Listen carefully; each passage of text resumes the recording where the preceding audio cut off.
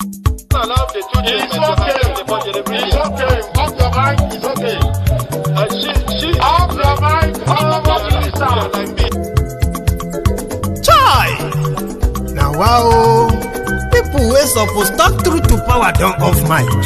And if we talk, now 500,000 they go summer us, call them hate speech. But fear not, my ego don't come. Ingo torchlight every corner, nooks and cranny of all these bad people where they spoil our country.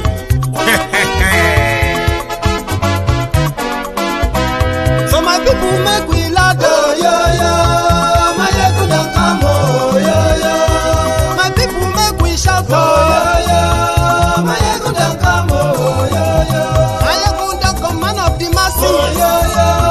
My ego don't come, oh yo yo. My ego politico, yeah, yeah. My ego don't come, oh, yeah, yeah. This one not the off in mind, oh, yeah, yeah. My ego don't come, oh, yeah, yeah. Can in the touchlight every corner, oh, yeah, yeah. My ego don't come, oh, yeah, yeah. Okay, some people be they holla say they want the power. Chai, them be promise us say we go get light and power. Nah. Them hustle so they can't get the power.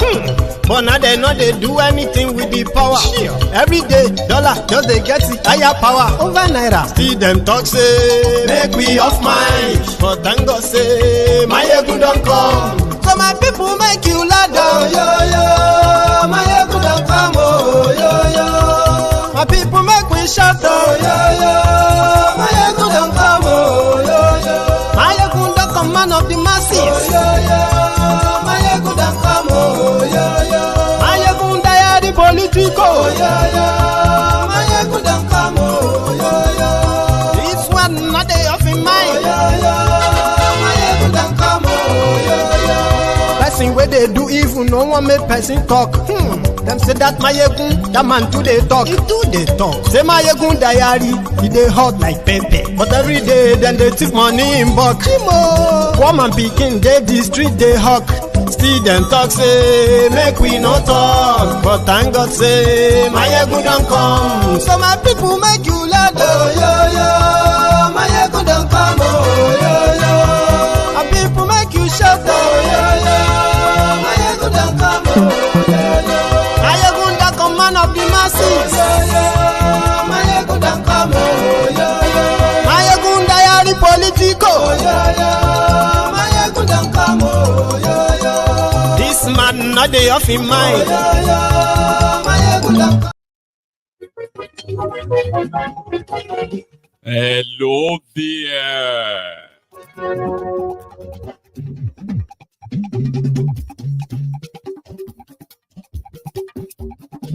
Mayegun la wa mo la mo to dodo.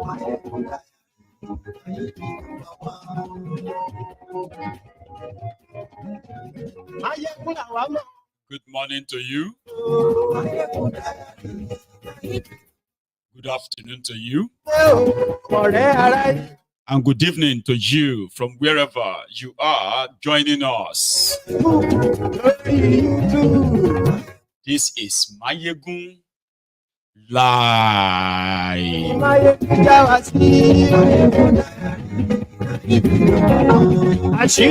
It is a little bit odd tonight, isn't it? It is because our time changed backward in the UK today. That automatically just makes Nigeria 1 hour ahead of the UK. So what that means is that it is still 8 p.m. but it is 9 p.m. in Nigeria. Now we are back to that hours where you have to watch Mayegun till midnight in Nigeria. But for everyone else, it seems to still be the same time. It is more darker now. It is, it goes darker early this time now, okay? So until March 2025, and then we'll be back again on the same hour. So please read the caption of this broadcast. Read the description as well. Like it, share it. Invite your friends, invite your not so friendly friends, and tell them that Mayegun today. Lórí Facebook. And yes, lórí YouTube. And yes, The Nigeria vex lady, Remi Remi Ahmed Tinubu, which is short for RAT, has appealed to Nigerians. See, guys, you need to stop cursing us. You should be praying for us. Stop cursing the government. You know what I mean? Stop. Because if you continue to curse us, Nigeria will continue to go bad. If you do not want that, please stop cursing us. According to Remi Ahmed Tinubu, which is a rat. Also, Shettima needs a new toy because his current aircraft got damaged in America. Now they say his life is in danger. He needs a new aircraft. Today, thank you so much for joining me. This is Mayegun, and good morning to you once again. Good afternoon to you, and good evening to you from wherever you are joining us. It is Mayegun Live. I bring tonight to you a lot of gists, and I hope that the time will kind of be enough. So let's get down to it. So the rider for this broadcast is that of the wife of Tinubu, Remi, which is usually call her rat. Some people may think that's an insult. You call her husband Bat, which is Bola Ahmed Tinubu Abi. So the wife is Remi Ahmed Tinubu. No be so. So what is that? If you abbreviate that, it is going to be rat. And according to her, in quotes, she was like, if you want the government to be successful, right? And then you do not want a crisis in the country, it is ideal for all of you to pray for the leaders. Pray for us. Stop cursing us. She said that she is 64 years old. What else does she want other than to leave the world that is, beneficial, especially to the young people? So the Christians, religious bodies, should be praying for the leaders and not saying things that will continue to make Nigeria worse. So to them, or to her, the reason why Nigeria is headed for the rock as it is simply because some of you are not praying enough. You should be full of prayers. You should be full of encouragement. You should be full of patriotism and stuff like that. I know it sounds a little bit weird, right? But that's what the Nigeria elites, especially the politicians, love to say, including the religious bodies too. I mean, it's always like pray for your leaders, pray for them. Even if they are not doing well, you need to pray for them. You need to pray to God. You need to pray to Allah to touch their hearts, to make them do the right thing. Sure you get. But I don't know if your causes is the reason why they continue to loot. And I've not seen any of them run mad on the streets. I've said that here many times, right? Just like the wearies that are pushing for Sharia. And I'm like, your Sharia is for the poor people.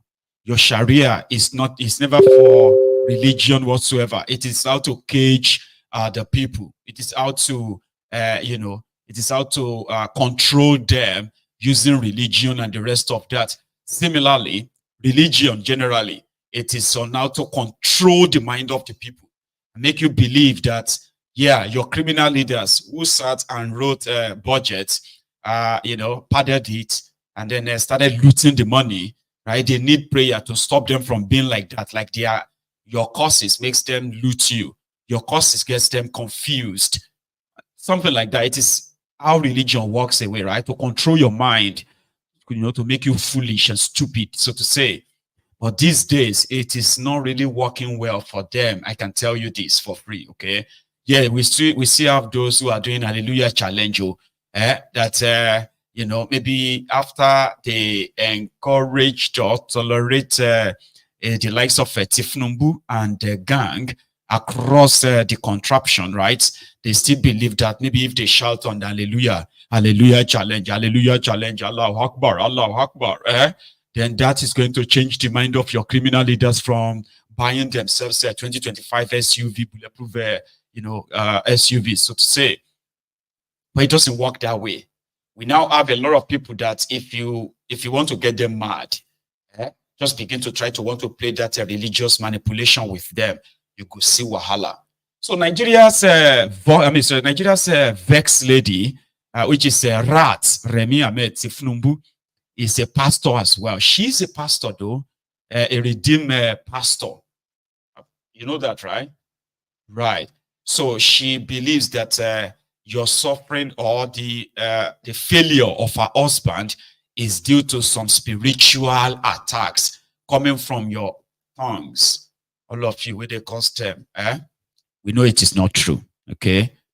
Last week, they sent a Shettima to Samoa, and he had to stop over in New York before continuing the journey to Samoa. And then something, according to them, or something happened that suddenly the windshield, is that what you call it? The windshield of the aircraft that he flew to America in, right? The windshield caved in, and the cockpit where the pilot sits, right, got destroyed or damaged, and therefore he couldn't continue the journey.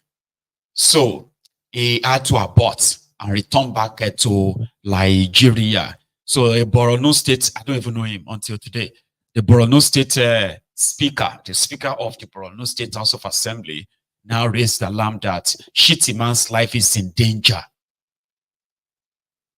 And the only thing that can save his life right now is for him to get his own toy. Remember that when Tinubu got his Escalade, bulletproof Escalade, they got one. They got one for Shettima too. So that when Tinubu got his refurbished, you see, I don't know if to say true, causes they work. That means it's not working the way it should be working. Okay. Tinubu bought a 15-year-old aircraft as new. Listen to this, and I think I shared that with you on this platform, Abi, because I got the information then and I shared it here, Abi. The Nigerian aircraft was purchased by Obasanjo, and according to them, Obasanjo bought it brand new. And by the time Bokwari left and Tinubu became your president, they said the aircraft was 19 years old. So which means Obasanjo only used it for 7 years, or sorry, he only used it for about 2 years or thereabouts. Sorry, I can't put the maths together. Anyway, Obasanjo didn't use it much before he handed it over to Yar'Adua, then Jonathan, then Buhari, then Tinubu. So Tinubu used it for a few months, and they said the aircraft is old, and Tinubu's life was in danger. They needed a brand new aircraft. Guess what? Do you know the person that sold the aircraft or facilitated the purchase of the aircraft? They were supposed to buy a brand new aircraft for $150 million. Guess what they bought? They abandoned a 19-year-old aircraft for a 14-year-old aircraft. You see that aircraft that Tinubu is flying now? It's not brand new, right? But they paid a brand new money for it. Guess who purchased it for them? Gilbert Shaguri. Yeah, Tinubu's confidant. The same guy that got the contract for Lagos Calabar Coastal Road or Coastal Highway. Same guy. So before I came came to the studio this evening, I saw where Onofunuga was saying that Tinubu did not buy a brand new aircraft. He only bought a refurbished one. Can you believe that? They said a 19-year-old aircraft was too old and Tinubu's life is in danger because it costs so much to maintain it. So they took $150 million to go and buy a 14-year-old aircraft. So right now, Onofunuga today said Tinubu didn't buy a brand new one. It was a refurbished one. So they took it to France, okay, to kind of like, customize it, to make it like a presidential aircraft, get office inside it, take some seat out. It's like when you buy Danfo, you buy Danfo of 1974, and you can't do Pimp My Ride. How many of you remember that Pimp My Ride on MTV base? Back then, Pimp My Ride. That's what they did with that aircraft. So Onofunuga said that today. Now, Shettima needs his own toy too. Yeah, Shettima needs his own toy too. And it is coming from, according to the Speaker of the Borno State House of Assembly, Shettima's life is in danger now. He cannot be flying in that aircraft that is windshield broke in New York. Therefore, his life is in danger. So they have to buy him an aircraft too. Maybe Kalu will now say, you know what? Take this one. I need another one. $500 million. Well, you can write it down. Don't be surprised. I mean, I won't be surprised. Maybe you will be surprised. I won't be surprised when they will come around and tell you that Tinubu need a better. This one is not a brand new one. Even though they are telling all of you to tighten your seatbelt and continue to pray for them. Citizens are hungry. They are chronically hungry. When they say if you go to Nigerian airports now, people can no longer afford, people can no longer afford to even fly within Nigeria. Pilots are becoming jobless in Nigeria. This, you can say, is elite problem. No, you are just kind of hearing about how it is now affecting even the elites that probably felt like they are elites themselves. It don't touch everybody. You know that what touches most of you from the ground floor, the bottom barrel of the pyramid, the food chain, is that you can't feed yourselves. A bag of rice, a bag of tomato, a bag of gari, and all of that stuff is your problem. But right now, it is already touching every other fabric of the country as we speak. A trailer fell somewhere in Kaduna yesterday. Guess what happened? Guess. It got robbed. A safiyar yau Asabar wata mota dauke da kayan taliya ta samu hatsari a garin Sabon Tasha da ke jihar Kaduna, Najeriya. Wasu ɓata gari da ba a san ko suwaye ba sun zo sun sace tare da kwashe wannan kayan taliya da wannan motar ta dauko. Kamar yadda Radio Corp Marshal ya wallafa, sojoji tare da 'yan sanda sun zo sun yi ƙoƙarin hana sata da kuma ɗaukan wannan kayan. Sai dai yanda suka yi ƙoƙarin hanawan abun ya ci tira. Notebook ta samu ta tattaro muku bidiyoyi na wannan yadda wannan abu ya wakana. Sai mu haɗu da ku mu sha kallo lafiya. Hunger dey for this land. Before 10 minutes where this trailer fall, they don't lose. In fact, they don't loot everything. You can see, let me see hunger where did the land. See how people they scavenge ground. Oh God, help us for this country. See how people they see.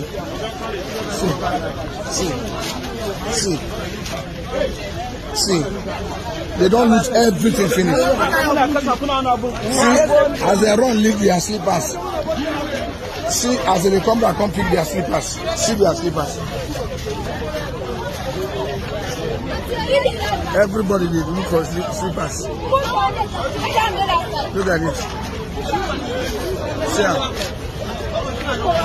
See, the thing don't reach this extent now. The thing don't reach this extent now. The thing don't reach this extent now. The thing don't reach this extent now. So loot everything.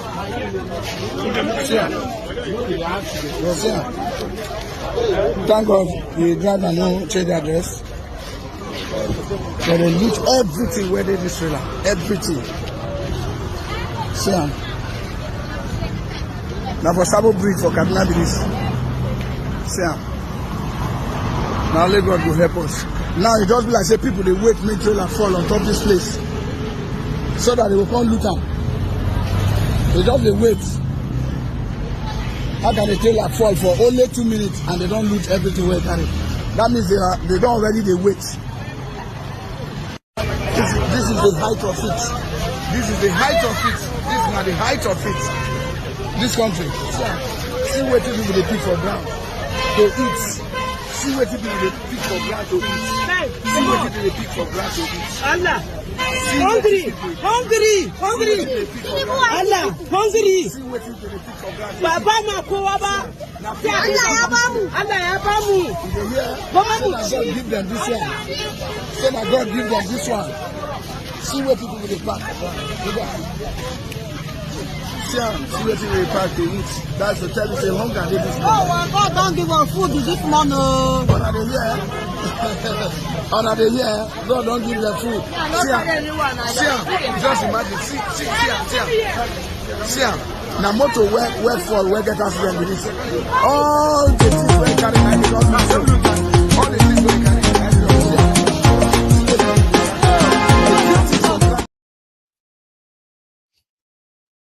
You remember when there was a saying back in the 80s that Nigerians are poor, and somebody said that well, Nigerians have not started eating from the dustbin.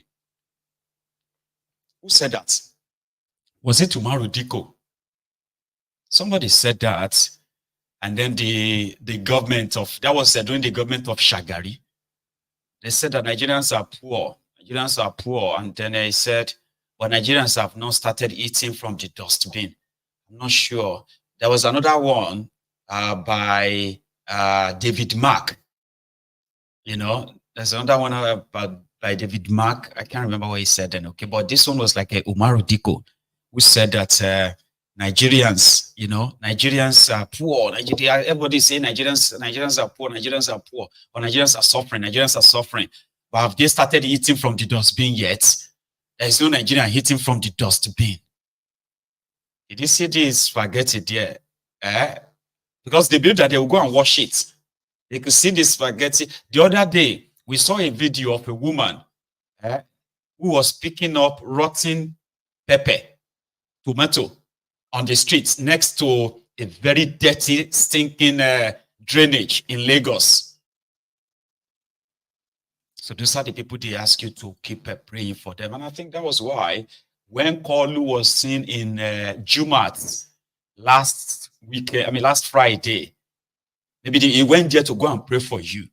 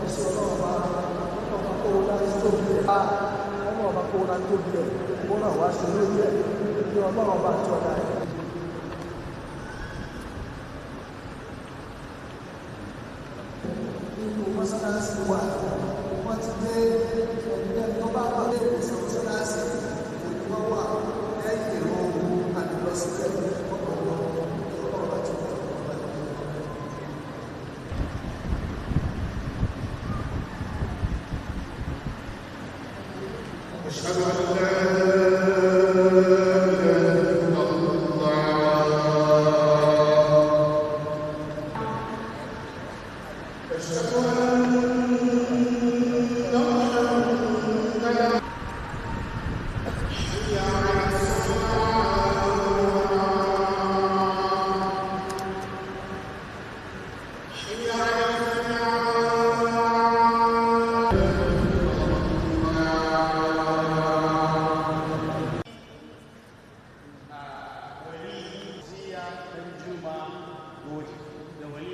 Ibrahim Abba Kyari. Then I'm inviting the Wali of Asma'u Alfa Ibrahim, then Ola Dimeji Ibrahim. The Wali of Hawa Abubakar Sanusi, then Tahir Lawal Rikiji. Then I'm, please only this. Honorable Speaker. Okay. We asked the Honorable Speaker to stand for him. So,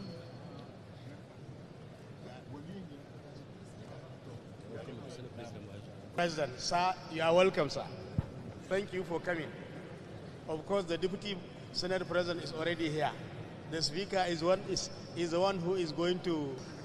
So, you are the Wali of Hosea, right, sir? So, who is Wakil of Aliyu Ahmed? Excellency. So, don't carry the. You can ask the hand of Fawzia Danjuma Goji from her Wali, who is here. Wakili Aliyu Ahmed, ina nema wa Aliyu Ahmed auren magurin waliyin ta sasadaki naira miliyan 1.500 amma ya Your Excellency.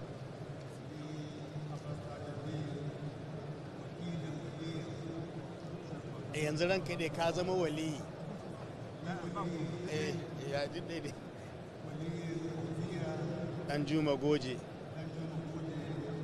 Ka ba da aurenta. Ahmed auren Fawziya ta sasadaki naira miliyan 1.500. Alhamdulillah. To yanzu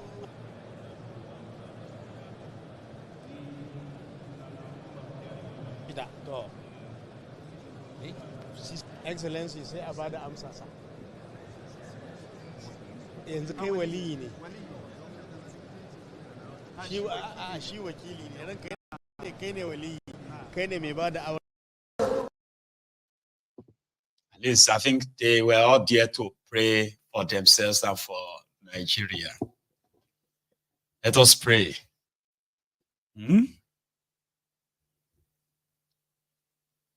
Anyway, we'll leave that for now. There was this a bit of a face-off, not really a face-off, but it was like a tearing for Devolumai. Devolumai has been everywhere, all over your faces, talking about Tifnumbu road legacy, when the entire Nigeria, you can see up to 200 kilometer completed, motorable road in Nigeria. Somebody said maybe 300. And you can say, oh, I drove a 100 kilometer stretch without seeing any single pothole or what have you in Nigeria. It's all horrible, horrible, horrible, so to say. But they are everywhere, talking about constructing 700 kilometers from Lagos to Calabar, super highway, 700 to 700, but that's 1,400 kilometers.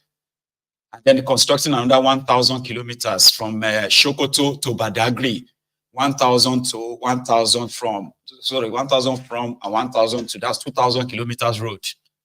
That's how it is. Oh, every time they tell you about I'm constructing 200 kilometers and it is a dual carriageway, that means 200 go, 200 back, that's 400. So he went on to go and complain to the House of Representatives committee. They were asking about why the federal roads in Nigeria remains in deplorable states. So Devolumai said, there is no resources, there's no money. And so this out of, hang on, before I even show you that, right? To those of you who usually travel from Ijebu-Ode to Ibadan, like if you are traveling from Ibadan to Ijebu-Ode to Ibadan, I know, I mean, I kind of knew that the roads was like bad. I just didn't know that it is this bad now. When was the last time you traveled the road? Let me show you what it looks like just yesterday. My advice ẹ̀yin tí ẹ bá ń bọ̀ láti Ìjẹ̀bú tí lọ sí Ìbàdàn pé ẹ má gba ọ̀nà Ìbàdàn sí Ìjẹ̀bú Òde, ẹ má gba ọ̀nà bẹ́ẹ̀ o. Àbí Ìbàdàn sí Àwàdẹ ni, àbí Ìbàdàn sí Òru. Ẹ má gba ọ̀nà bẹ́ẹ̀ o. We have been in this queue for over 2 hours now. Láti wà lẹ́nu queue, ẹ wo ọ̀nà yìí. Ẹ̀yin tí ẹ bá mọ Gómìnà Dàpọ̀ Abíọ́dún ẹ jẹ́ bá ké sí wọn o. Ẹ wo ọ̀nà yìí. Just look at this road. There is a lot of queue, both left and right. A lot of queue. We've been in this queue for over 3 to 2 hours now. Ọ̀nà yóò dára. Ẹ jọ tó ẹ̀yin tẹ́ bá ń bọ̀ láti Ìjẹ̀bú Òde, àbẹ́ ń bọ̀ láti Ìbàdàn, ẹ lọ sí Ìjẹ̀bú Òde. Ó máa bẹ́tà kẹ́ lọ gba express o. Ó máa bẹ́tà kẹ́ lọ gba express. Ọ̀nà yìí ti gé sí méjì o. Ó ti gé sí méjì. So ẹ̀yin tẹ́ bá ní important láti ṣe tẹ́lẹ̀ mọ̀ pé ẹ nídìí àkókò. My advice yín kẹ́ lọ gba express. Ẹ má gba ọ̀nà Ìjẹ̀bú Òde sí Ìbàdàn, ọ̀nà àwa yẹn, ẹ má gba ọ̀nà Òru. Ẹ má gba ọ̀nà yẹn ti gé sí méjì o. Ṣẹ́rí mọ́tò tí ń bàjẹ́ sọ́nà o. My advice ẹ̀yin tí ẹ bá ń bọ̀ láti Ìjẹ̀bú. But Devuluba you wants to construct a coastal road, and they don't have any plan of constructing any coastal road. Kankan. There's no plan of constructing Sokoto to Badagry Road. Kankan. It is just, I don't know how to describe it, Sha. But listening to this House of Representative committee member, or more, anyone lose up, like, don't tell me about, please don't whine me. Oh. You are not here to come and tell us what you already knew in the area of resources. So if you are telling us the reason why you have failed in fixing our road infrastructure is because of resources, don't let me take you up there. Because you concentrated your energy as a minister on less priority issues. Don't discuss resources. I say it again. With all the road that we have across the country are failed. If you are addressing these roads, existing roads, with the resources that you have, sir, Honorable Minister, we will not be where we are. Don't discuss resources. I say it again. You came here last year, you got 300 billion budget approval, supplementary approval. Don't raise my emotion. I am worried that you are not concerned about fixing Nigerian roads. We are not here for business of whether you want to do the job or you don't want to do the job. Stop telling us you are awarding road. We don't want you to be awarding road that you are not ready to do. How can you be telling us that there is no resources? In less than 1 minute, from everything that everybody has said, it's a clue. You have no plan for us as a nation.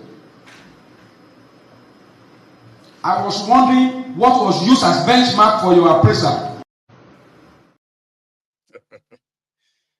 A rep member was like, don't tempt me. Please. Don't provoke me. Oh.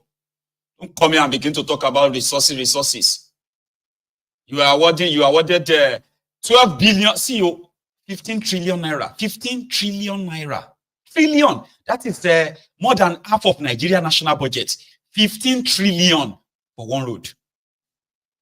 There was no bidding. There was no competition for it. No, nothing. No. They just announced it. Similarly, 1,000-kilometer road. Again, to Shaguri, I believe. No bidding, no competitive, no nothing.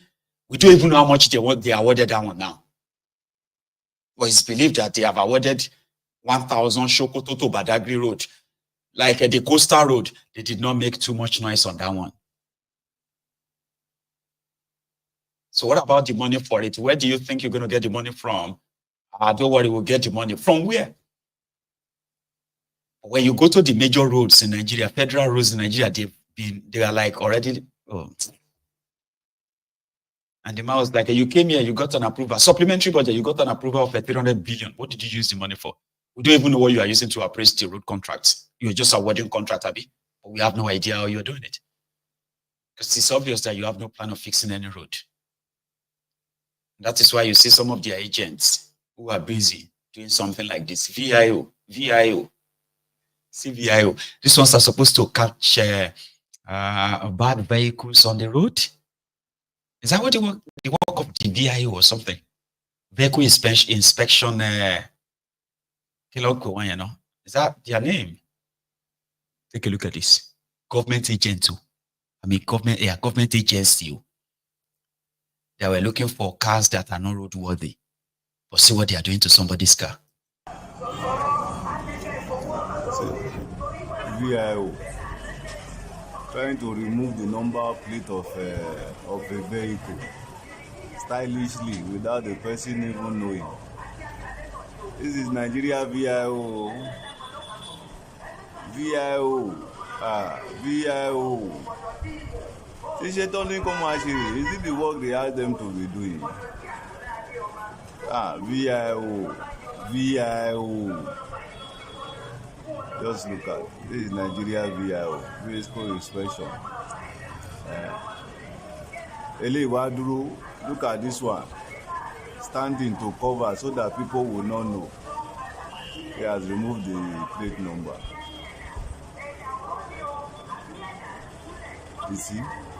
You see, stylishly remove the plate number. And the person with the vehicle did not know. The person did not know. Where is he taking it to?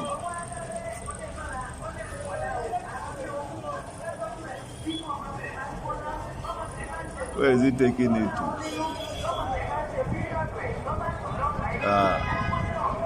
God knows where he's taking it to.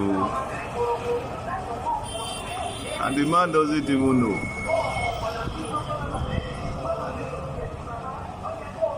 It is well. That is Nigeria VIO for you. You see that? Government agents,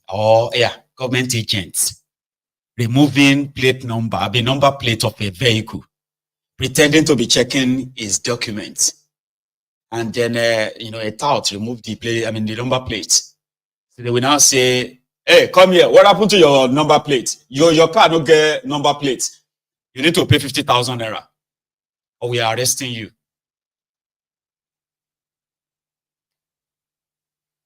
That is how degenerated the contraption is. Everyone there that's supposed to kind of uphold the law is a lawbreaker, because that is what they feed from. They are all out not to do the real job, but to extort you. And anything and everything that is going to make them collect money from you is what they will do. Even if they have to put your life in danger, if they have to put the life of other road users in danger, they will do it. And once they realize that something happened, they will run away. They will run away.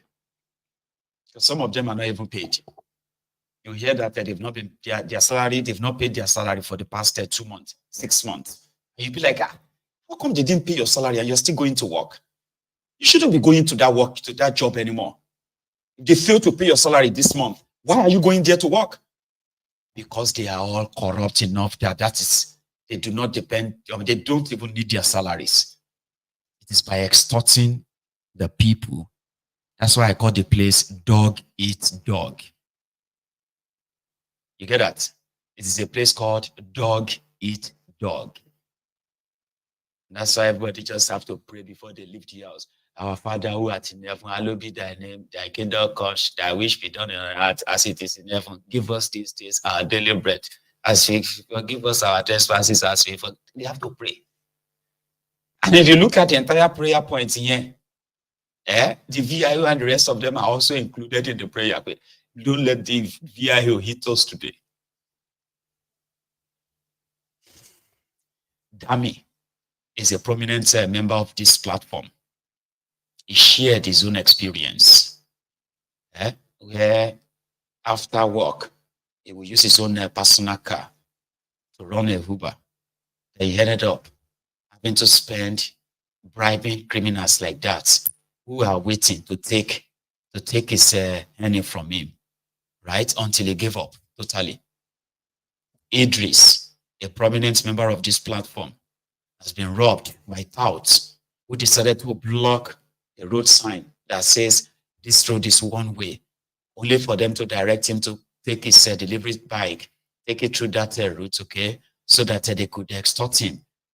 And when he reported to the police was only waiting to get him even more extorted. They want to extort him more. Dog eat dog. How do you describe that?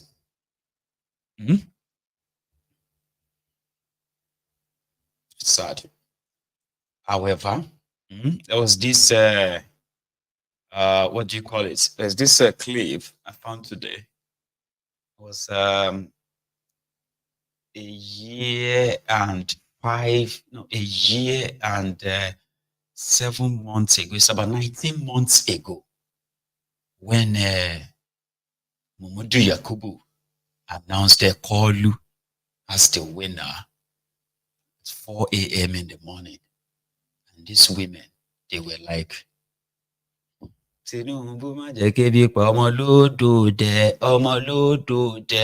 decided to share the video with us on this platform again this evening. Maybe you can help me. If you know these women, I would like to know how they are faring now.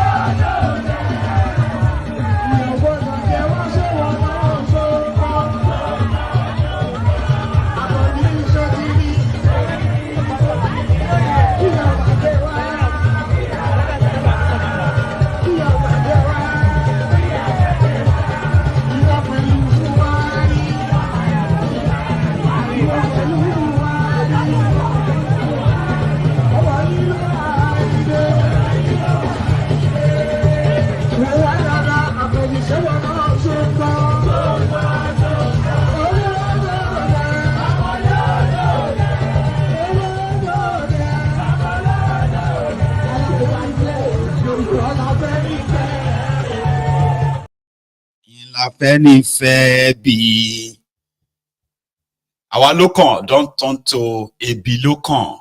Remember that. Our lokan has turned to a bilokan, a lokan. Today, I would love to see those women again. I say, how far? Somebody said they are caring for bread now. It surprised them, like shocked them. They didn't actually expect this, I think. Fortunately, well, let's leave that for a while. Yesterday, their NDLEA went to a house in Ikoyi, Lagos, where they discovered the stash. Yeah, the stash of drugs in Ikoyi. Ikoyi. It was.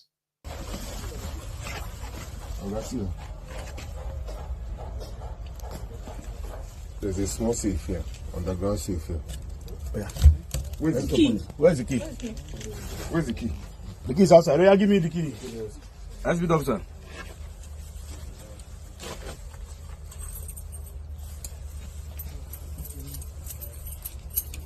Which one is the key?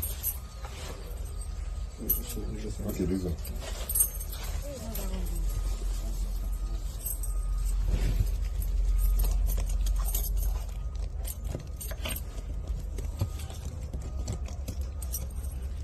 That's not the key. Check the other key. Check the other key.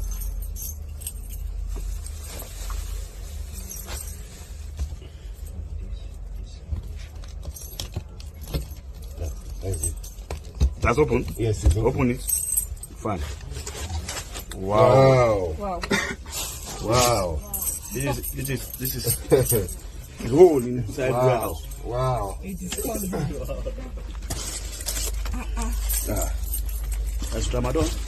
And codeine. Cough syrup with codeine. Okay, yeah, bring them out. Tramadol 225. Codeine. Wow.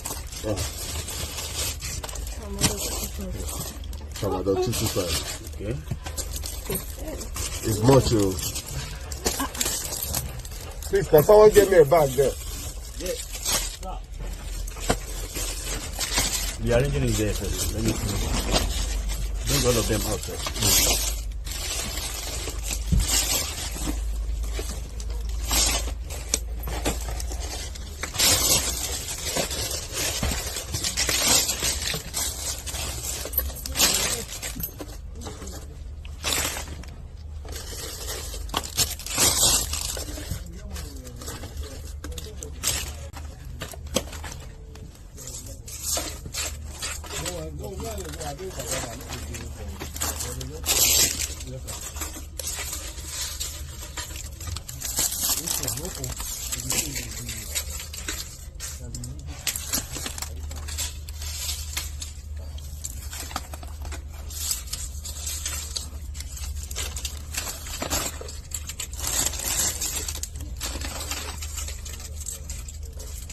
Where's the bag? Give me the bag. No, hold on first. Hold on first. Okay. Hold on first. Just bring it there. Let everything be empty for you. Okay. Box, yes.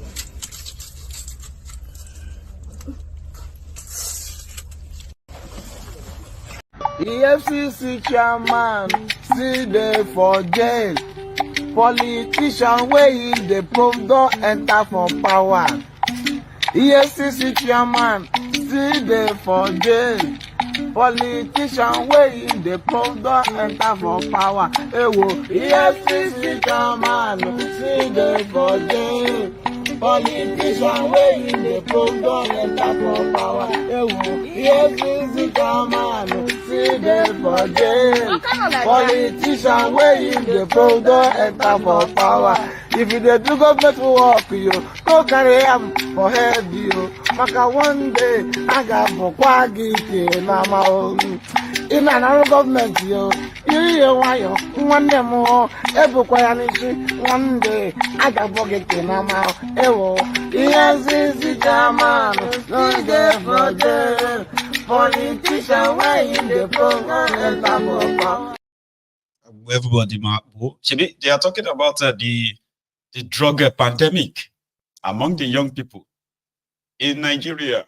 You can't go make a druggie. Oh, well, you now have a druggie as your president. Mole ikebodi ma travailler. Yeah. Baby debe travailler. Travailler. We remark all the streets. If the whole thing, everybody want to drown their frustration with something.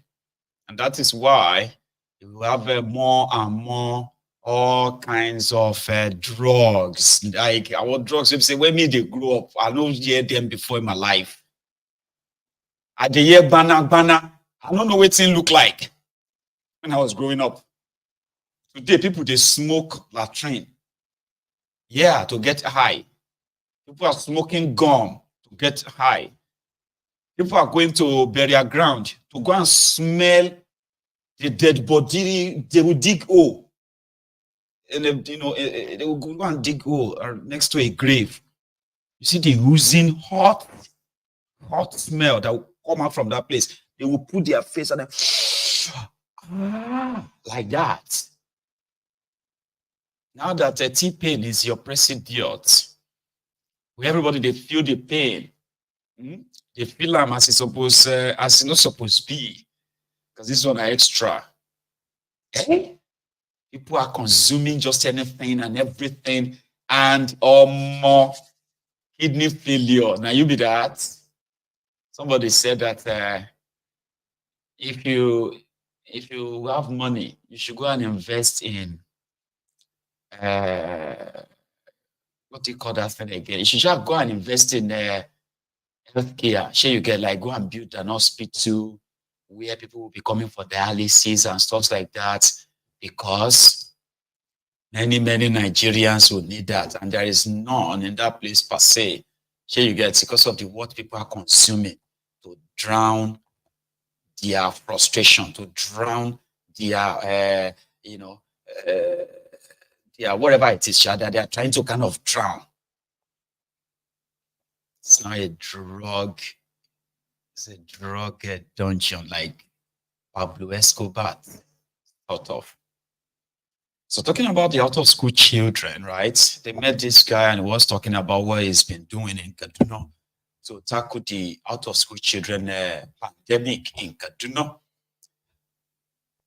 Ubasani, remember him? This is just a routine visit to see Mr. President and brief him on the situation in Kaduna generally. And of course, we had a very fruitful discussion with Mr. President. I briefed him about the situations in my own state, particularly the issue of security, which you are aware that we are making a lot of progress. In the last few months, we have not had any major security problems in Kaduna. I also briefed him on the situations in regard to governance generally, and some of the challenges we are facing and some of the progress we've made in areas that are very critical in Kaduna. Of course, I also discussed with him on the progress we've made since our MOU with Huawei in China. I briefed him about the progress we've made. A committee has been set up and progress has been made as we are speaking. We have been able to achieve the first phase of the MOU. Of course, we also talked about development in the area of education, healthcare and infrastructure, which Mr. President happens to be extremely happy with the progress in Kaduna. So we also discussed our effort toward addressing the problem of out-of-school children in Kaduna. I informed him that in the last 6 months, we have reduced the number of out-of-school children to the tune of about 300,000 because we built about 62 secondary schools in Kaduna, 2,340 classrooms in primary schools. We have employed teachers. We have also been able to reconstruct, remodel, and equipped about 12 secondary healthcare centers in Kaduna State. And not to talk about the 62 roads we are constructing, totaling about 700 kilometers across Kaduna State. Some of them have been completed and commissioned. Some are still in progress. We've already also bought about 100 CNG buses in Kaduna State, which we are also calling on Mr. President to come to Kaduna to commission for us. All this is in line with the renewed agenda of Mr. President. You know, we have had a very robust collaboration with security agencies in Kaduna State. We also increase the level of synergy between the security agencies, Kaduna State government, and other relevant stakeholders that have been helping the state in terms of intelligence gathering and sharing. So for me, we made it clear that security issues is the responsibility of every citizen of Kaduna, so not only the security agencies, and that has really helped us to address the problem. I was in Benungwari last month, and of course I was informed by the Emir of Benungwari that in the last few months we have not had a single incident of insurgency or banditry. We embarked on a very serious adjustment.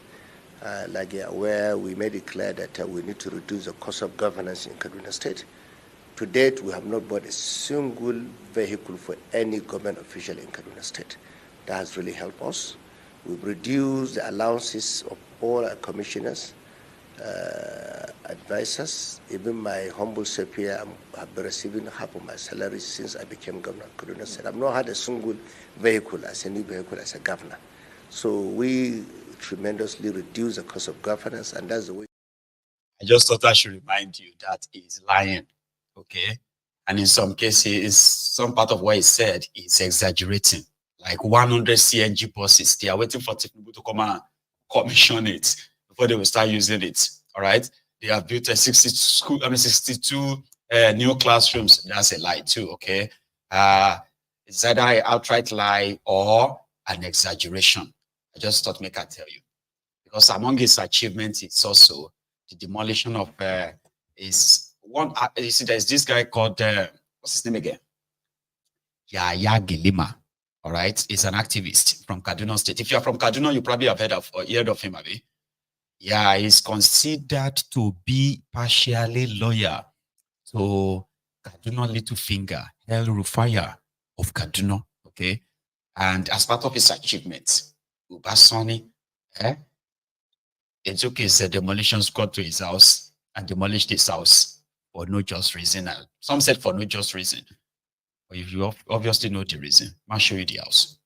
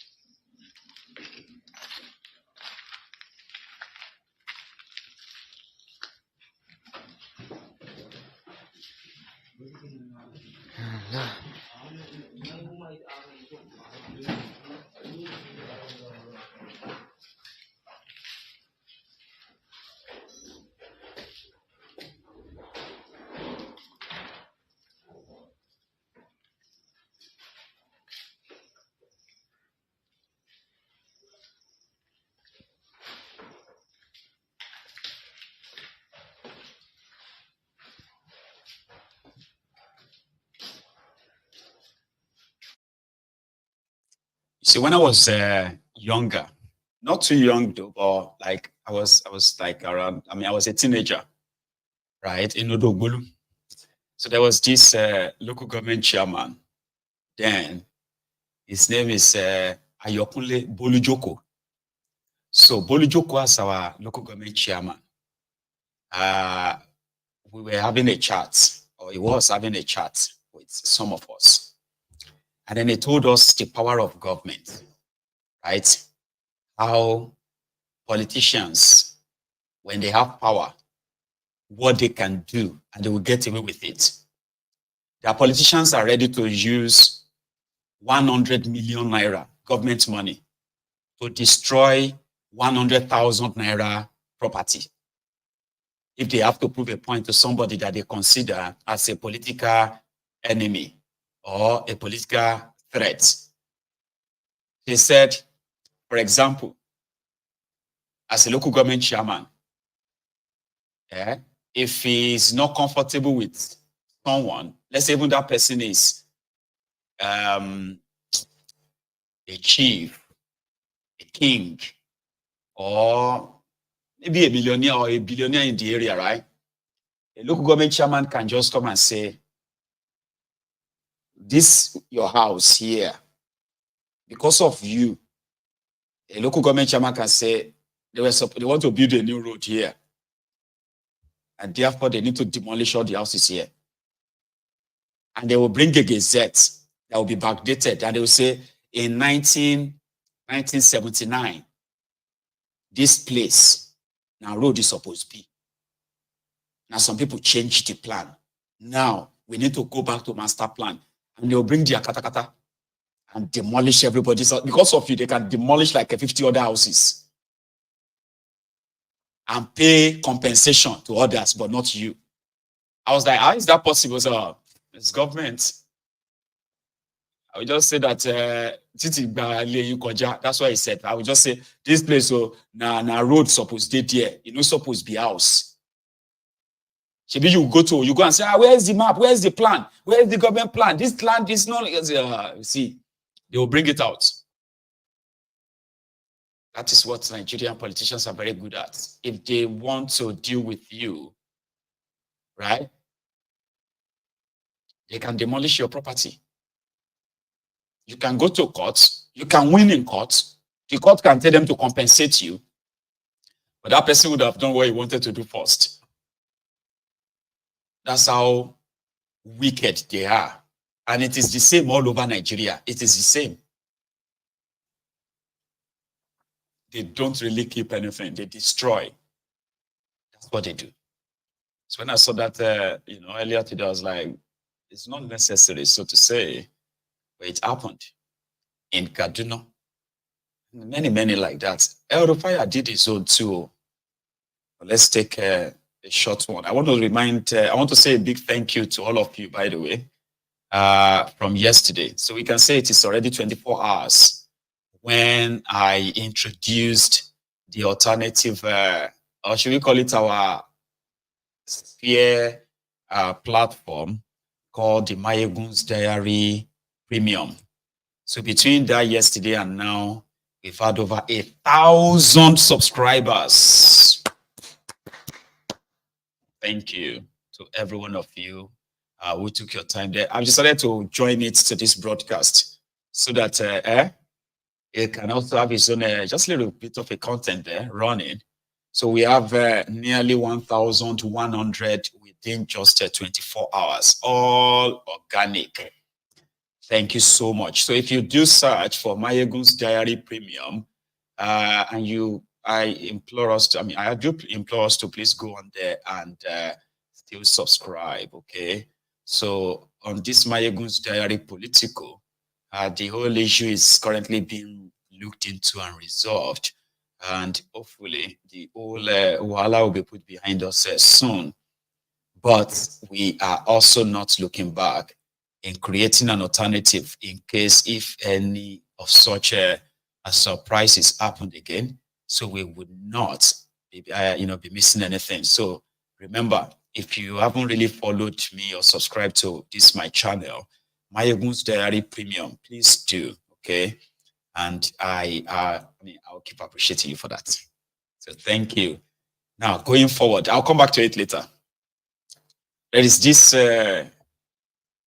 man called Igbo Aja in Anogene, I don't know if I'm pronouncing this right. You need to help me, okay?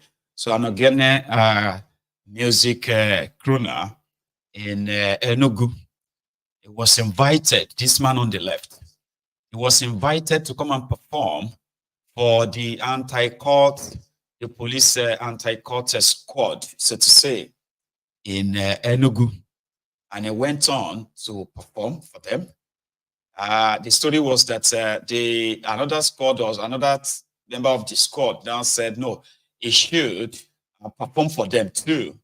As he was now setting up to kind of perform his Ogene music for them, this man in handcuff, right, opened fire on him and he shot him 8 times. 8 times.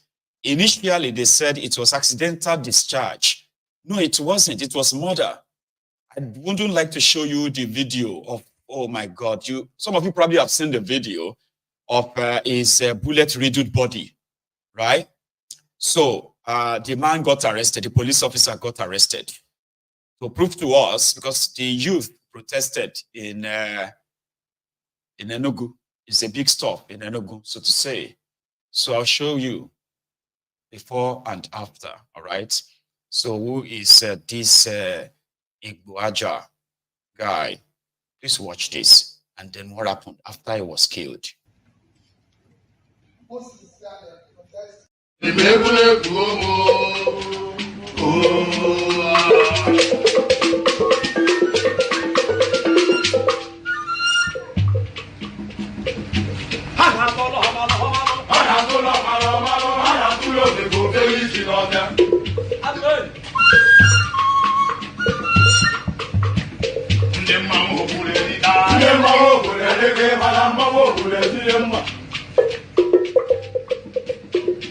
Okay, now I'll say.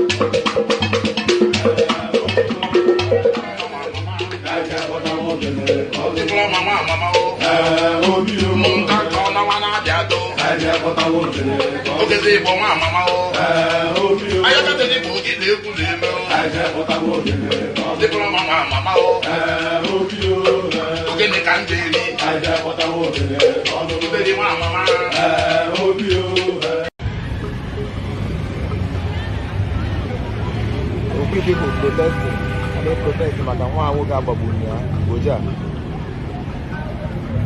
Oh, you didn't make it out. Oh, did I make it out? I need to protest.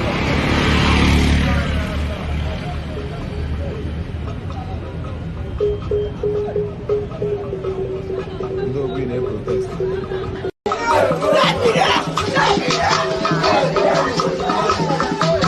Wait, go down.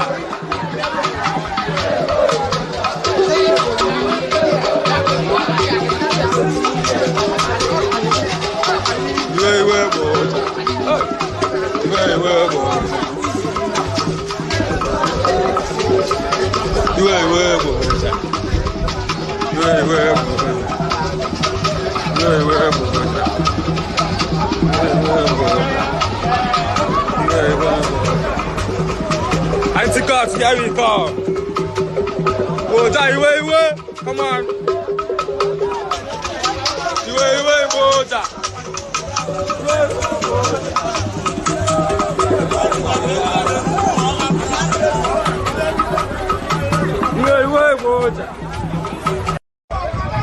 Oh boy.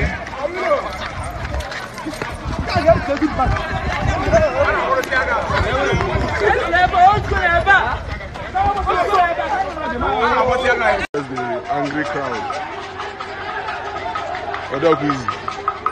Ndị ejigo tear gas na egbe. Dekwe ha ka na-abịa, a na-agbaka tear gas. Dee ha, a ka na-agbaka tear gas. Dekwe ha, a ka na-agbaka tear gas na-agba egbe. Dekwe ha, dekwe ha, dekwe ha, dekwe ha, dekwe ha. Ha na-agbakwa egbe na-agba tear gas na-abịa ebe a. Dekwe ha, dekwe ha, dekwe ha. See them, see them. See, they are shooting at us. They are shooting at us. They are shooting at us. They are shooting at us. Anyone not local government chairman is here. Yeah, they are still shooting. See, tear gas. They just shot tear gas at us. See. Peaceful protesters. Peaceful. They've been shooting at us. See. Look at them. I mean, you know the Nigerian police, of course. Automatically, if you see people coming in larger numbers, then they panic. And in that process, they just believe that they should start shooting at them. But the situation was brought under control because a lot of people reacted. It was one of the, it was one of the killings that really got to so many people that they couldn't believe it. It was not like he had an encounter with the police or anything. No, he was there to perform for them. Accidental discharge. Okay, accidental discharge means you cock your gun to shoot. Why did you have to prepare your gun to ready to shoot? If you are in a party mood, so an artist is there performing the Ogene dance to you. It's Igboja. It's not a Igboja. It's Igboja. That's his art's sort of a name. He's already done with the first part of the entertainment. They enjoyed themselves. Everybody was fine. Then he had to kind of move his stage to another part of probably the city or the station. Then setting up there, somebody actually, this man shot at him. He murdered him. That's not an accidental discharge. Accidental discharge means your gun just kind of got out of control. But you shot him 8 times. 8 times. That is not accidental. Look at his eyes. So the police, when police now saw that this one is like, if you cause riot in the whole of Enugu, I was going to lead to the breakdown of law and all that, they quickly arrested this man as the guy responsible. So he murdered him. That wasn't an accidental discharge. Accidental discharge probably would be like a shot. But this man was shot 8 times. You see all his body, man. Then if you actually see the way they kind of treated him like he's a criminal, they put him at the back of a pickup. They put him at the back of a pickup. And when you see when they were trying to bring him down, they took him to an hospital, right? Where he was already dead. Okay? But you would think he's one of Nigerian police now, when they shoot at criminals and they kill them, they pack them up in their pickup van, truck. That's how they left this man. I mean, how could that even happen? So this morning, the governor, the other politicians, they have been moving enough to impress the people that they have this under control, and they will make sure that justice is done, like, Nigerian way. Justice is done, justice is done. In one of the meetings.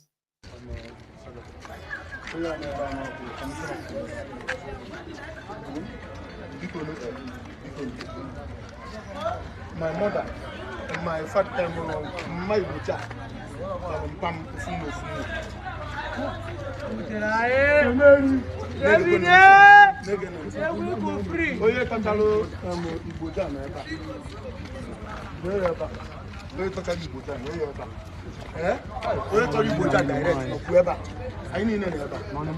have to go with the person and get to the police. I'm a lawyer. As early as 5:30, I know I know not anti-call. If you have a lawyer, I have to go. But I chose a call it, bro. I have to concern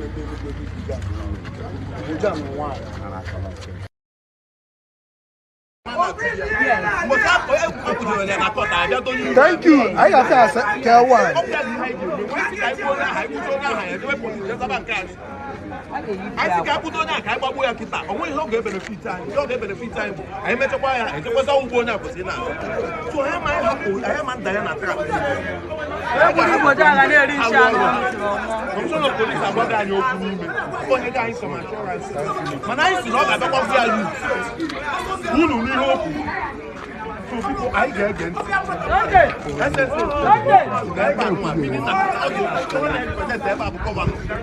Governor and local government.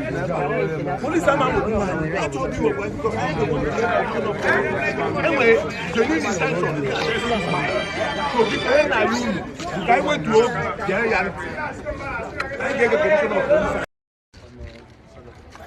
police. So his murder, they killed him. And fair enough, because his own guys were with him when that happened. It would have been a different story. They would probably have dumped his body somewhere and claimed that IPOB killed him. Nigerian way.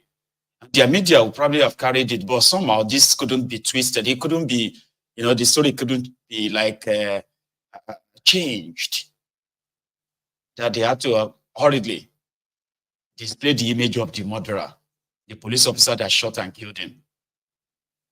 And I'm not even sure if this person looks like a police officer that killed him, because look at him. He's got his He's got beard. Nigerian police don't they keep beard? Do they keep beard? Or is he anti-court guys who are also mostly courtists themselves? Killer squad. Because this one doesn't look like he's supposed to be a police officer. Eventually, he's a police officer who is keeping beard. Right? Because I thought police officers don't keep beard in Nigeria. Right? So it was so fast that normally they wouldn't even let us know the police officer's name or his face. But last night, they quickly released his image to douse the tension, and now the person will kill him with this, now the person will kill him with this. So this morning, they just showed us that he's in jail, he's been handcuffed, he's been arrested, and all that. And Nigeria is just a place that, honestly, I just believe that it's a place that is meant to just kill us. You know, yesterday's survivors, they are today's victims. Today's survivors, they are tomorrow's victims. We are all disaster waiting to happen. Yeah, every day, all of us are collecting our chain. Nigeria is happening to us every day. So if it hasn't happened to you, don't worry. If it hasn't happened to me, I shouldn't worry. My time will come too. As long as that contraption remains what it is. Turn by turn, Nigeria Limited. That's what it is. A disaster waiting to happen. We are disasters waiting to happen. Even when you stay away, a man who stayed away, who left Nigeria, spent about 22 or 23 years abroad, he traveled back to Nigeria, he got to Owerri, and he got kidnapped. The next thing they collected ransom, they still killed him. A man who lived in Germany for years, returned back to Nigeria, started a farm in Oyo State too. You remember that man that they killed? In Oyo? They Fulani kidnapped him, they killed him, they collected ransom, and they still killed him. So we're all disaster waiting to happen, honestly. Nigeria no happen to me. Nigeria no happen to me. Amen. But Nigeria is happening to us every now and then. It's just that some of us will never live to tell the story.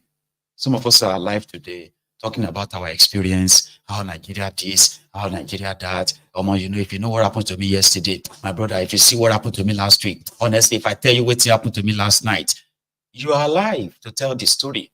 Some are not that lucky. They are not. Like this Abuja guy, he wasn't doing anything wrong. He probably felt like the police are his friends. How else would you feel safe when you are entertaining police officers? They are meant to be your friends. They are meant to keep you safe. Then one of them just decided and cock his gun and shoot at you 8 times. Shoot to kill. They can't try to one twist and say, nah, accidental discharge. There's nothing called accidental discharge. If you cannot handle firearm, do not give the firearm to anyone who cannot handle firearm. If you are not trained to carry firearm, do not carry firearm because you can kill. That's not an accident. No, it's not an accident. They lured him into their midst and then they killed him. His family will never see him again. His children will never see him again. And he thought he was just doing his own legit work. Legit work. Oh. Last week, one of the lawyers to Mazi Nnamdi Kanu released a video about the DSS, Dr. Stupid Service, preventing him from seeing Mazi. And there is an alarm that maybe something has happened to him because the last time he saw him was in September. That's over a month ago. So why would they not let him see him? So DSS now said something later that, well, it was because that Nnamdi Kanu's lawyers filed a case against the judge that is handling his case to recuse herself. So because it has not been resolved because of that case, that is why they don't think Nnamdi Kanu should see his lawyer. But somehow the guy who is representing his constituency in Abia visited him and uploaded a picture by telling us that, oh, it's fine, it's this, is that, you know, because after seeing the video himself, he had to go and beg the Speaker of the House of Representatives to please facilitate his meeting with Nnamdi Kanu, which he obliged him, and DSS honored that sort of a clearance, and he met with Nnamdi Kanu, which he sent us these pictures, right? This is the guy. So he showed us that Mazi is fine, according to him. And then there is a family member of Nnamdi Kanu who also visited him, that went with him. And according to him, he said they are working to have a political solution, something like that. So he's been one of those politicians demanding for the unconditional release of Nnamdi Kanu as well. Give that to him. But 2 days ago, Nnamdi Kanu's lawyer, Ejimakor, released a statement in detail, replying the DSS of why they denied him his legal counsel visiting him. Here is a clip from that. Distinguished members of the media, this brief press encounter by the members of the legal team of Mazi Nnamdi Kanu and the media people concerns primarily what happened yesterday at the Federal High Court. Yesterday, because of the serial and consistent disobedience of the orders of Justice Binta Nyako regarding the council visitation to Mazi Nnamdi Kanu, the Federal High Court Registrar issued a Form 49. A Form 49 is a notice issuing to the defaulter, to the contemnor, the person in contempt of court, the person disobeying the order, to come to court and show cause why he should not be committed to prison for disobedience of court order. This happened yesterday, and I shall release the transcript to the media after this press conference. Now, the idea we got, it is very self-evident that the DSS, the DG of the DSS, Mr. Adeola Oluwatoshi Ajayi, is not acting in vacuum. He's acting on the authority of an advice, legal advice rendered to him by the Office of the Attorney General of the Federation and their private lawyer, Ashowaju Adibuega Awomolo, SAN. That legal advice is this, that by virtue of the recusal of Justice Binta Nyako from Mazi Nnamdi Kanu's case, all the orders she made in relation to that case are now null and void. They actually took a step by filing a court process at the Court of Appeal stating the same thing, that all the orders issuing from Justice Binta Nyako are now null and void. Evidently, that legal advice has not been retracted, and that is why the new DG of DSS, Mr. Ajayi, is refusing us, lawyers Mazi Nnamdi Kanu, from having any visitation whatsoever with him as ordered by the court. You will recall that Justice Binta Nyako ordered that counsel to Mazi Nnamdi Kanu, the legal team, should be given a 3-day visitation regimen every week, which are supposed to be on Mondays, Wednesdays, and Fridays. But since 27 September, and pursuant or after the recusal of Justice Binta Nyako, DSS has consistently refused us entrance into the facility to see Mazi Nnamdi Kanu. And in fact, on 23rd, which was on Wednesday, we were barricaded. We were stopped at the very first gate of DSS from even going inside. This is a travesty of justice. When you disobey the order of court, no court should take it lying low. And this was why the Registrar of the Federal High Court issued that notice to Mr. Ajayi yesterday. Now, let me say this. When they filed this legal process in court, seeking to nullify all the orders issuing for Justice Binta Nyako, we did not go to sleep. We also filed a counter process in response, stating to the court that if in fact the orders issued by Justice Nyako are now null and void, then that must include, as a matter of logic, it must include the very order she issued, which was the first one that led to the remand and detention of Mazi Nnamdi Kanu. So if the government is now arguing that the order of visitation is no longer valid by virtue of that recusal, then the order of detention shall also not be valid. This is our argument. So we use this opportunity to make the point that this continuing misconduct by the DSS, which is unconstitutional, is the number one thing that is complicating the trial of Mazi Nnamdi Kanu that they so much desire. Pray, how can you try a man? How can you subject a man to trial for capital offenses when you do not allow his lawyers to see him? This is why we're opposed to trial. But they make it look like we are unwilling to stand trial. No, we are not. We are willing, but the constitutional considerations or constitutional conditions, requirements before a trial can ensue must be present. And the most important one, and which is overriding, is our client's right to fair trial. You cannot have fair trial in the absence of lawyers having access to the defendant to prepare him for trial. So this notice that was issued yesterday has become the climax of this serial contempt of orders of court by the DSS.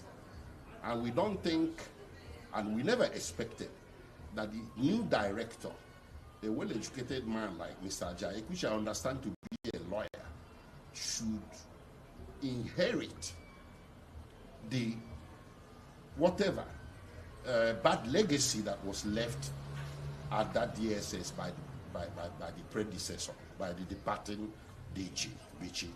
So we expected him to act better and to act within the confines of the law.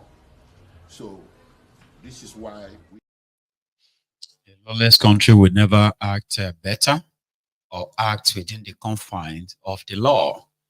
That is too much asked, so to say. So I just thought I should remind them of that. So the Dokwemu Stupid Service is playing the same card that is being dealt them from the Office of the Attorney General of Nigeria. It is all within the whole place. And I'll keep reminding you, if anything happened to Nnamdi Kanu in that place, Tinubu should be held responsible for it. It is no longer Bukwari, it is now Tinubu's responsibility. All right? So they are the ones, because he has to keep him there so as to placate those who wanted to keep him as a trophy. In other words, as well, those who are cashing out for keeping him, making so much money from keeping him, they would want to probably keep him forever. But they can't keep him forever. Yeah. So that's from that. Peter Obi was on his thank you tour. He called it thank you tour. It was in Liverpool the other day. Now he's in the US, in America. He was in California. I think it was 2 days ago or yesterday. No, I think it was yesterday. Then he was in Georgia. Same yesterday, I believe. 2 days ago and yesterday. Doesn't matter. So from California meeting, it's Obi and the obedient in America. Most sincerely, I apologize to you that we started late because of him. But it's not new that, so let me take it out. First, let me start by number one, gratitude to Almighty God that made it possible for all of us to be here. Number two, gratitude to those of you who put this together. And gratitude to those of you who, of course, been busy, stop being part of this little Nigerian story. Because sometimes you will still come out and say, okay, let's just go and know what is happening. Yeah, again. So I think it is not easy to listen to that of story Pastor started with. We are only to be there. I met somebody today who told me that since he was born, I've never heard anything like that. He was born 90-something. Every day he wants to vote, he continues to get back so that he doesn't think he will ever get back. And I said, well, you will get back. Finally, then, that shows that he went to the election. I'm only one pose of comment. So I appreciate you. Appreciate your effort. We politicians are fond of never going back, either we win or lose. To get people to say, thank you for supporting me. It is very good. But I have to say, no, we'll come back and say thank you. Because without you, whatever they were able to achieve, would have been possible. It was you. It can also be reversed. Because Nigeria has what can make it reverse. I see it every day. I feel it every day. It's the same thing. People can tell me anything. Africa as a whole have far more potential than anywhere in the surface of the earth. The only thing they require is leadership. It's time for it. Nigeria in particular have what it takes to become what it used to be. I was telling the young man I was traveling today with, I said, soon after the formation of BRICS, when the BRICS was formed, soon after the formation of BRICS, within the first 5 years, so an economist thought about the mint nations. He said they were looking for the BRICS. And that mint nation were Mexico, Indonesia, Nigeria, and Turkey.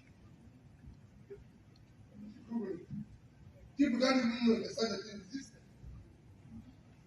And they were at this apart.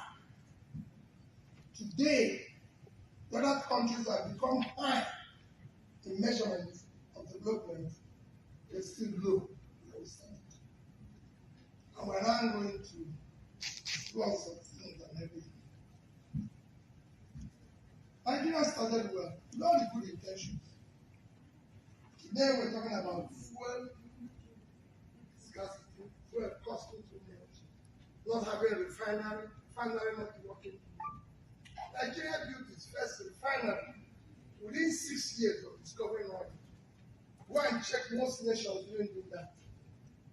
Countries like Vietnam and everything just built refineries a few years ago. Ours was started time. We're talking about power. The first time Nigeria borrowed money as a country was by Tafa Benow in early 60s. World Bank, go and read the World Bank report, it's there. He borrowed money to build the Kanchi Dam. Kanchi Dam is still there. Go and read the World Bank report. It says this is the country of the future. Most sincerely, I apologize to you that we started late. It was in Georgia too. And this is what happened there.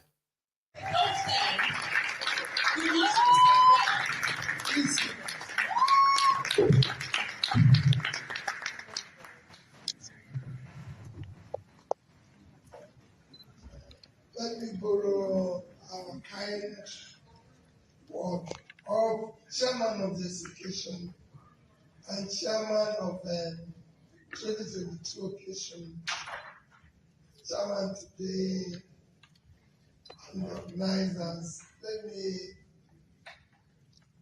very respectfully stand up all protocols, very respectfully and duly observed.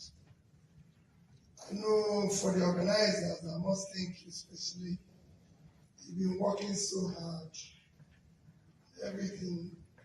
And since today, when I arrived at Atlanta, it's one event after the other.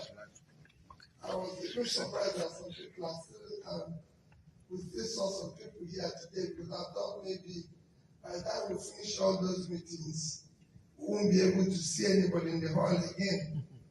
So I was surprised. And when somebody said to me, oh, they are still coming, I said, no, let's start. And last night in LA, when we finished, some people were still coming. I said to them, no problem, I'm still here. And they're waiting. So let's start.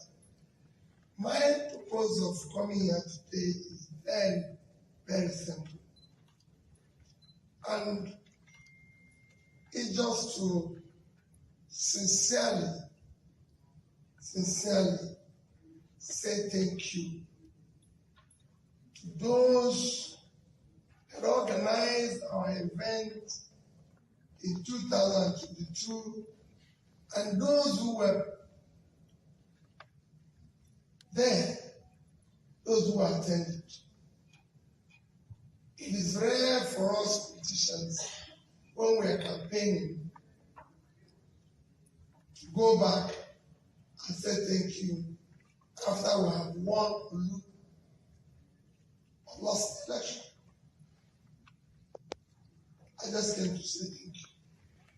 Nothing else.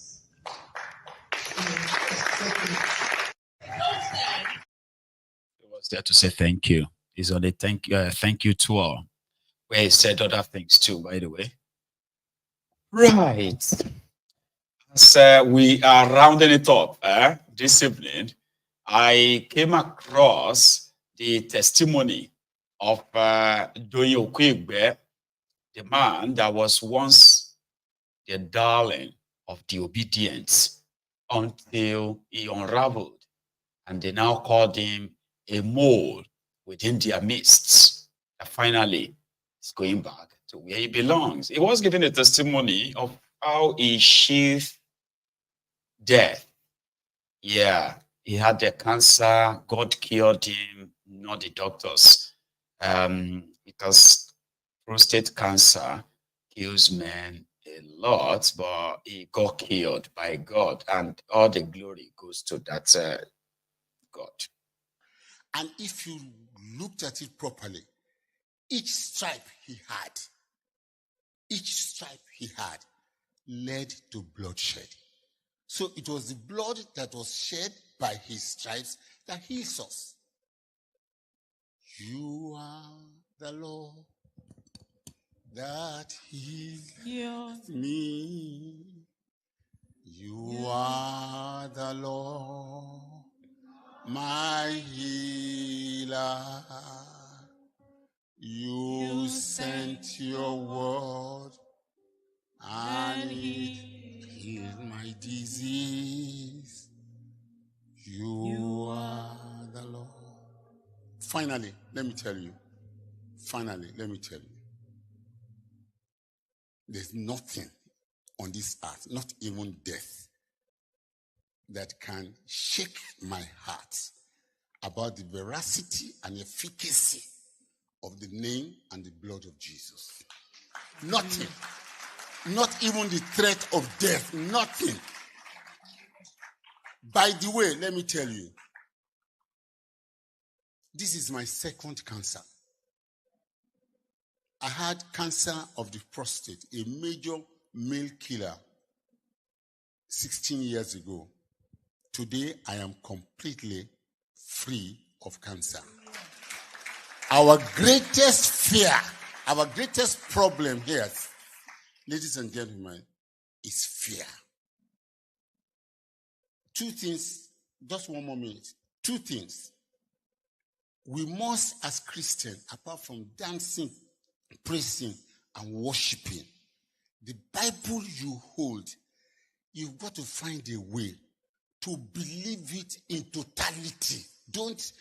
You have to believe it like a fanatic. There's nothing in it that is not correct. You just believe the Bible 100,000%, and you will benefit from it. I praise the Almighty God. Is a doctor or was a doctor? Just don't know which one we should use now. All right. But there are many like that, right? They will get, they will go on and do chemo. They will go to the hospital when they have problems, okay? And they will get cured and get that. Then they will go back to church or go back to mosque and tell you that it is and okay, you know, I don't want to go into argument with religious people right now, but it is a Nigerian thing, sure you get. So instead of them to just say, yeah, my doctors did everything, and I give glory to, I thank all my doctors, and I thank God for using them to cure me. No, they won't say that. They will say that it is the Bible. It is Allah. It is that Jesus, this and that. It's a Nigerian thing. You get what I mean? But when they have this cancer, they won't go to their pastors or what have you. They will go to the hospital. Some of them will go to their pastors, always die, by the way. Well, again, I don't want to go to argument with them because they'll be like, you don't know. See, my pastor killed Eggy. We'll live on like that. So that we will not start small fights now. Right? But you can give credit to the doctors who saved you and then give glory to God who used them. I think we can, they both can go the same way, and God no go vex. That's in my own book. God no supposed vex. Back to Nigeria again.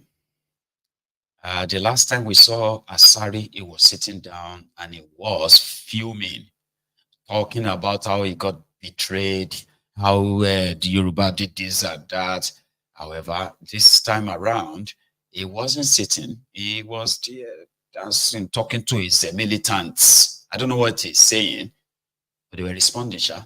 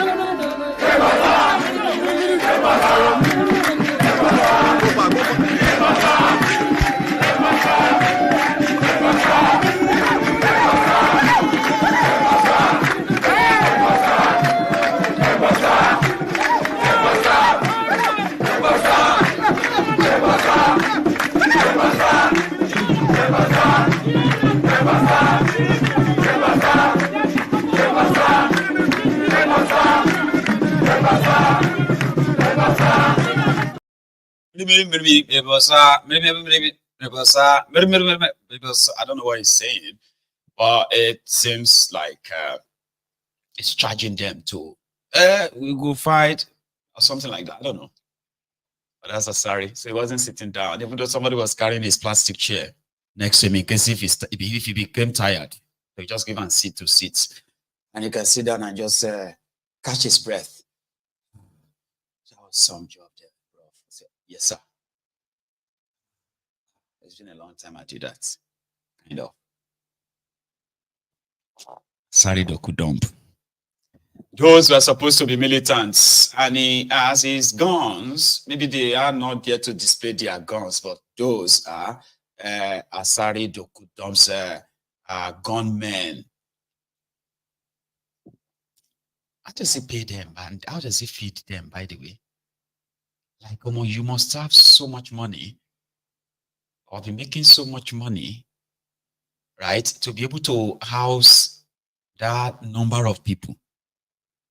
Or, I don't know, like, he buys them the uniform, he buys them their boots, and they are almost there whenever he wants to show them off. They are always like dressed in uniform, and they are ready to do whatever he says they should do. He told us before that he's been able to send his guys to go and provide the security to help Nigerian army chase away the Fulani terrorists and Boko Haram terrorists across Nigeria. So he must kind of have so much money, And what Tinubu did to him is not good, okay? Because Asari was expecting to begin to get that pipeline contracts, okay? The pipeline contract is for the Militant to protect the Nigerian oil or crude oil pipelines.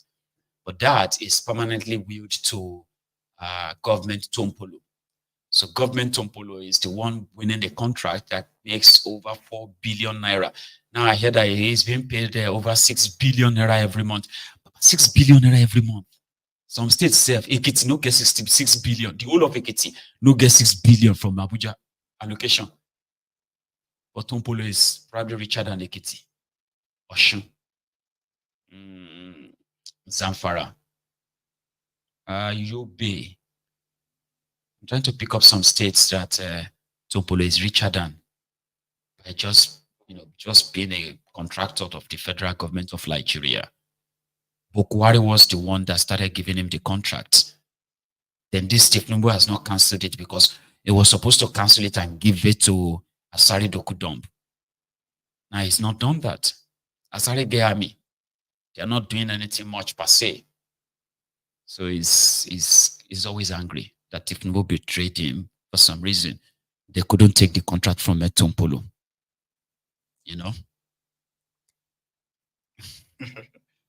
Which security? You believe that? Somebody said Asari provided Tinubu with security during the campaign. Do you believe that? I don't believe that because I didn't see Asari's security around Tinubu. No. Don't bring that here. Maybe that's what Asari is telling some people. There is no evidence of that. I beg you. But I don't want to argue with you, though, because Nigeria is a place where anything possible. And if you provided security for Tinubu during the campaign, right, that means he got paid. Probably got paid for it. But there was nothing like that to prove that he provided Tinubu with security. No proof of that. Okay. Special force. Okay, Kingsley. All right, I'll take your word for it. Maybe that is why Asari is mad. They were supposed to what? They were supposed to become army, Abibkini.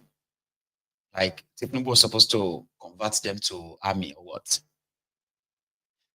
Guys, do you know that in the last 11 days, going to 12 days now, there is no electricity in all of the northern Nigeria?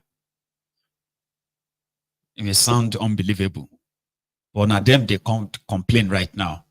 Schools or hospitals or homes or factories everywhere. There is no national Nigeria electricity anywhere in the last 12 days. And nobody is talking about it. They were busy. They are criminal politicians. They are jihadist politicians. They were busy pushing Sharia, how to make the entire Nigeria become a Sharia state. And do you know that the poorest states in Nigeria, the most ruined states in Nigeria today, Zamfara, is a Sharia state. It was the state that first established a Sharia law in year 2000. They started in 1999. By year 2000, they've already kind of promulgated into law in Zamfara. And today, Zamfara is the poorest state in Nigeria. It is also the state of, the terrorist in Nigeria. Sharia. Now, some of the other lawmakers from other parts of northern Nigeria, they were there standing in defense of how to make Nigeria a Sharia country. You have an idea what that means? Simply means that where they are practicing their Sharia means chaos, poverty, terrorism, and never seen before oppression will be the order of the day. Nigeria is not far from it though, right? Today, Kano State, where they are also, I don't think they are practicing Sharia. They only have Isba in Kano. They have Isba in Kaduna. But they have about 3 or 4 states practicing Sharia. Is it 4 states or even more than that? Sharia. Are they practicing Sharia in Kano? Kano has the highest out-of-school children, highest number of out-of-school children in the entire Nigeria. The number of out-of-school children in Kano alone is more than the population of Malta, is more than the population of Scotland. More than 5 million out-of-school children in Kano. Sokoto is also practicing Sharia, Abi. Sokoto is also one of the poorest states in Nigeria. Go and check it out if you think I'm lying. These are the states where their politicians are the most corrupt as well. I'm talking about like deadly and dangerously corrupt. Because the Sharia is just for the people, it's not for them. Patawali has more than 30 children, right? And he was a former Zamfara governor. This guy looted over 200 billion naira from Zamfara. And they said, this guy never, all the projects, if you put together all the projects initiated by him, in 4 years, he no reached 2 billion. He's a minister now, though. There's another one there, was governor there, Yari. Yari is a senator right now. This guy has his own private jet. He's got a private jet. Zamfara, former governor. Bunch of thieves. But Sharia no catch them. Sharia no arrest them. Now they want the Sharia for the entire Nigeria. So they can force it on everybody. The work on the Shew. I go, Shew. So who is that? Shew, Mayegu. I said, Anna come lie. Shew. I said, Anna come lie. Afa Shew Mayegu. Ugama di Shew. No electricity in that region for over 11 days. And we are just reading about it online. Why they are so sad and angry that they had to step down the Sharia law for Nigeria. It's crazy, isn't it? Sure. We must understand fundamentally what the Nigerian security architecture is about. Nigeria security is not meant for Nigerians. Nigeria security system is for the elites, those in power. Nigeria security system, therefore, operates what is known as a police state. All our policemen, our electronic system, our investment in recruitment, the judiciary, is meant to protect those who are in charge of Nigeria, the owners of Nigeria. Abuja tells you all of it. You can find more policemen about 1 mile square here than you can find where Boko Haram is ravaging Nigeria. I drove from Zamfara, or was it Kebbi, to Sokoto. There was no single checkpoint. But if you threaten the Nigerian ruling class today, you will find that you have security in this country. And as most of you know, I'm a regular with the courts. I have over 3 criminal cases, including one that will come up tomorrow for cyber crime. I have another one, treasonable felony. My prosecutor before is seated here, SAN Liman, who prosecuted me unsuccessfully for treason, and after that he abandoned the prosecution. I haven't seen him until today. So I greet you. You are welcome. He's now representing Ejimakor. And I must say to you as well that for us to get a Nigerian security system for the Nigerian people, the Nigerian people must be able to vote for a Nigerian leader. Because any leader that is voted for religious reason is going to be the leader for the religious movement.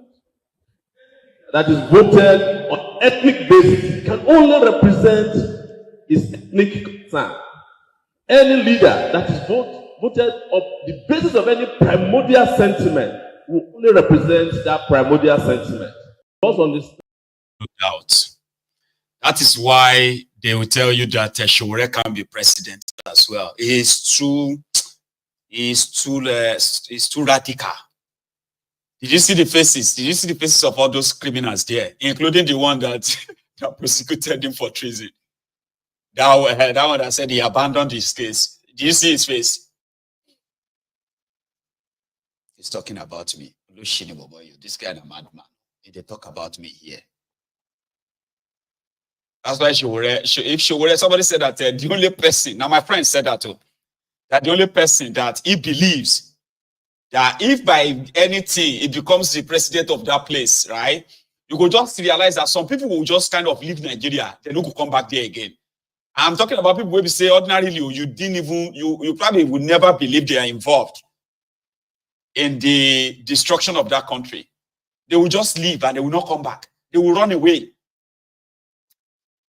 Is the only guy who can probably just get them to. Obi can't. Obi doesn't. Obi is like, no, you don't close your shop and begin to chase thieves. What you have to do is to make sure that they don't steal your stuff anymore. That's Obi style. Obi can send them to jail. Obi can get, he can sack the judges who are corrupt and get all of them jailed. You can't get the National Assembly members arrested and jailed. Showore can do it. Because there is law. There are laws who can jail all of these criminals. People just don't want to use them, right? Because the law is made for you, not for them. All right? Did you see Abacha Bagman there? He's a Bagudu. He's a minister now. They're all there. The whole contraption. Everybody is telling you that they are working to make your life better. Thieves. You're seeing their faces. Thieves. Trying to make your life better, which is impossible. Well, because tonight is the first night when our time changed, I just want to use this time to announce to us that our platform, Mayegun's Diary Politico, our time has changed. For those of us who live in the UK, I need you to please remember, okay, our time is still 8 p.m. 8 p.m. as usual. But if you are watching me from Nigeria, our time has changed. So now you are an hour ahead of us. So same thing goes to my North American viewers. Okay, I don't know if your own time changes too. I don't know. But I want you to adjust your time, okay? We are now an hour behind. So whenever it is 8 p.m. in the UK, it's going to be 9 p.m. in Nigeria. So you can use Nigeria time to adjust the time you join Mayegun. But if Mayegun is coming live, you're always going to see the notification an hour before then. Okay? So we won't be taking calls this evening or this night. But maybe from tomorrow we can take calls, okay? And please, if you have not really subscribed to this Mayegun's Diary Premium, I implore you to please do so now. Take your time, search for Mayegun's Diary Premium. Yeah, we are now over 1,100, which is great. So we are supposed to grow that place as well, okay? And as for Mayegun's Diary Political, we are still battling it. So I have finally heard from the, from Alaroye that reported my channel. We have been fighting back and forth since. But eventually it's going to be resolved, all right? So I expect this to be resolved possibly tomorrow or before the end of the week. All things being equal. Fingers crossed, all right? So we may not be losing our channel after all. Yeah, we may not be losing it after all. But that would not make us lose guard, okay? So we are still not out of the woods yet, all right? Until the strikes are taken off and we come out as clean as ever, all right? So I'm still going to want all of us to be prepared for the worst, okay? So in preparation for that, search for Mayegun's Diary Premium. One word, don't gap it. It's not like the way you search for Mayegun's Diary Political anymore. You have to search for just one word, Mayegun's Diary Premium, like this. See it on your screen. Just one word, all right? And give me a subscription, okay? Subscribe onto that Mayegun. And sure, what we intend to now do is that, you see, whenever we have, we'll be using this Mayegun's Diary Political for our main broadcast, all right? And then you can go on to see some, some of the replays or, bits of what we discuss here. They will now be uploaded on that premium, okay? And yeah, in bits. If you want to watch the full broadcast, you see that on Mayegun's Diary Political. If you want to watch and download the bits, you will see that on the Mayegun's Diary Premium, okay? So give me a subscription, and maybe before I come back tomorrow, we would have gotten to 1,500, maybe 2,000. So for now, it is just at the beginning. And thank you so much for your support, everyone. And to those who have been there with your own super chat, buy me a coffee, as well as the PayPal, all the support. Every support is really appreciated, okay? So yeah, our time changed last night, and this is the first day of having a broadcast after that, okay? So I'm going to just give us the breather so that when we meet again tomorrow, you all know when and how long it's going to take us, okay? So thank you so much, everyone. Enjoy the rest of your evening, and good night. Good night.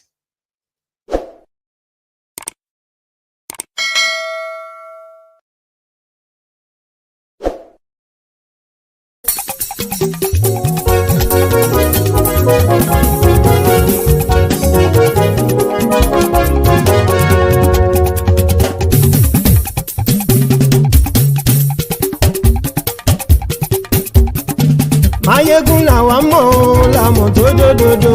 Mayegun Diary Nayibi #1. Mayegun làwa mọ̀ làmọ̀ dódódódó. Mayegun Diary Nayibi #1. Mayegun ti dé o ọ̀rẹ́ ara ìlú. Mayegun Diary Nayibi #1.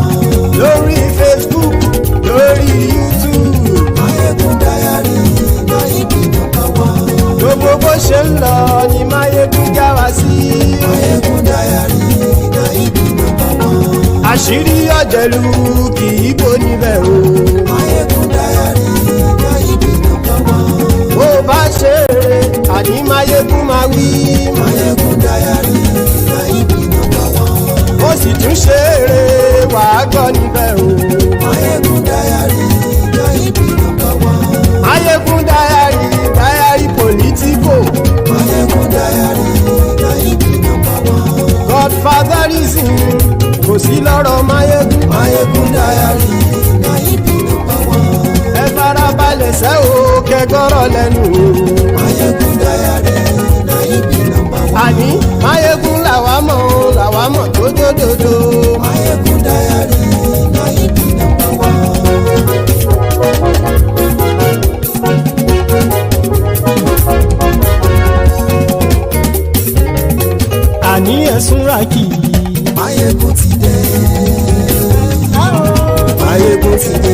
ọ̀jẹ̀lú ẹ̀sùn ràkì àní ẹ̀sùn ràkì lórí Facebook àní ẹ̀sùn ràkì lórí YouTube àní ẹ̀sùn ràkì bọ́ bàbá gbé wúrẹ́ àní ẹ̀sùn ràkì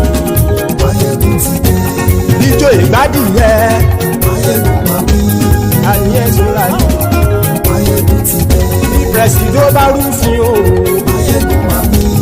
àní ẹ̀sùn ràkì bí gómìnà kówó jẹ àní ẹ̀sùn ràkì ọlọ́pàá tí ń darí bá àní ẹ̀sùn ràkì aṣòfin tí ń rúfin o àní ẹ̀sùn ràkì òkúrọ̀ olóṣèlú àní ẹ̀sùn ràkì ọ̀jẹ̀lú ẹ̀sùn ràkì àní ẹ̀sùn ràkì.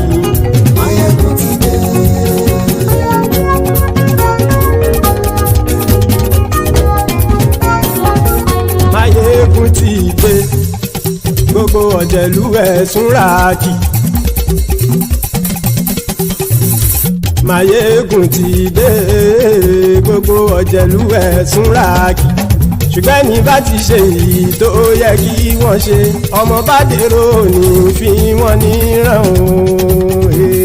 Máyégún ti dé gbogbo ọ̀jẹ̀lú ẹ̀sùn ràkì. Máyégún ti dé gbogbo ọ̀jẹ̀lú ẹ̀sùn ràkì. Ṣùgbọ́n ní bá ti ṣe èyí tó yẹ kí wọ́n ṣe ọmọ bá dèrò ní fi wọ́n níran. Wọ́n fowó bẹ́ẹ̀ o Máyégún ó sọ pé wọ́n ò bẹ́ẹ̀ wọ́n fowó bẹ́ẹ̀ Máyégún ó sọ pé wọ́n ò bẹ́ẹ̀ oníkanṣá ti ṣe èyí tó yẹ kí wọ́n ṣe fáwọn ará ìlú tó gbé wọn débẹ̀ o àyè. Máyégún ti dé gbogbo ọ̀jẹ̀lú ẹ̀sùn ràkì. Máyégún ti dé gbogbo ọ̀jẹ̀lú ẹ̀sùn ràkì. Ṣùgbọ́n ní má ti ṣe yìí tó yẹ kí wọ́n ṣe ọmọ bá dẹ́rọ̀ ò ní fi wọ́n níran. Kì máa yí ṣe eré ọ̀rọ̀ yìí kì í ṣe ẹ̀fẹ̀. Kì máa yí ṣe eré ọ̀rọ̀ yìí kì í ṣe ẹ̀fẹ̀. Ẹni bá ti lè lẹ́bọ̀ lẹ́rù o ọmọ bá dèrò kàṣàyè tú wọn síta. Máyégún ti dé gbogbo ọ̀jẹ̀lú ẹ̀sùn ràkì.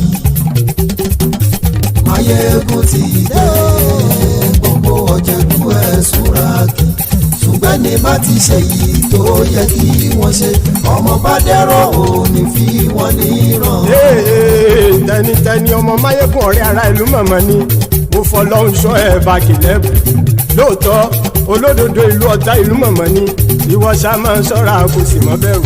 Bọ́tà ń lè rí bóníṣègùn lé káwọn mọ̀mọ́ fi ṣera wọn ni ó ti dẹrùn tí wọn ò gbọ́dọ̀ sè mọ́bẹ̀.